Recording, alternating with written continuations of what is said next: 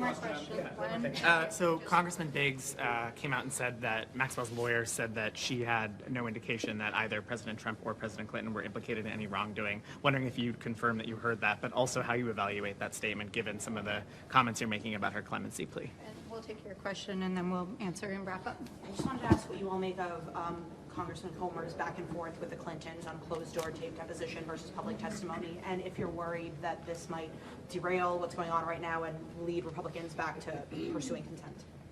Yeah, on the Clintons and Trump, she did say that she is happy to talk on the record to confirm that there was no wrongdoing on their part. I think that is part of her campaign, again, to get a pardon and get support from both parties. That's why she's mentioning Clinton, too, as well. But they were very explicit on saying she'd love to talk on the record to absolve the Clintons and Trump. I'd say about the back and forth part of things, Secretary Clinton made it clear.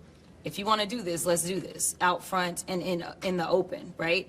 And it seems like they don't want that to happen, because what they want to do is they want to go behind closed doors and then come out with whatever spin that they want to put on it and have it be a he said, she said. I also do believe that this is yet another way of them trying to distract and hopefully trying to get Democrats to say, well, never mind, we don't want to talk about it if you're going to go after the Clintons. Again, for us, this is not about partisanship. This is right versus wrong. And frankly, we've not seen anything that would have made me believe that Secretary Clinton, of all people, should be coming in front of them in the first place. So this is about getting to the truth for us.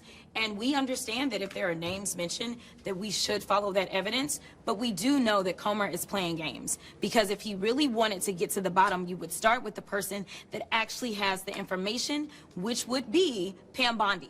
Pam Bondi is the first person that should have came in front of our committee to answer questions about why it is that she violated our subpoena.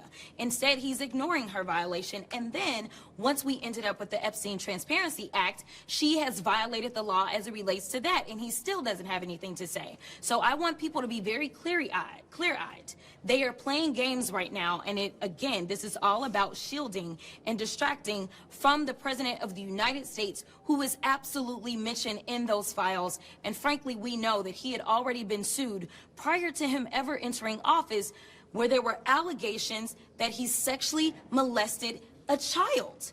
This is on the record. Now, granted, the case didn't go through and whatever, but we know that the allegations were there way before he even took office the first time.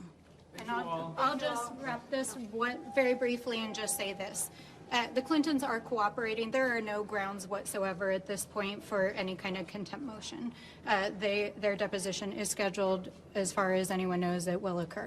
I just want to say this. The fact that Andy Biggs walked out of that room and delivered the message that Ghislaine Maxwell wanted was exactly what she wanted to send to Donald Trump.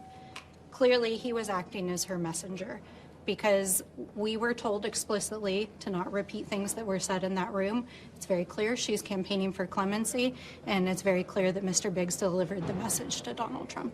Thank you. Thank you, everyone.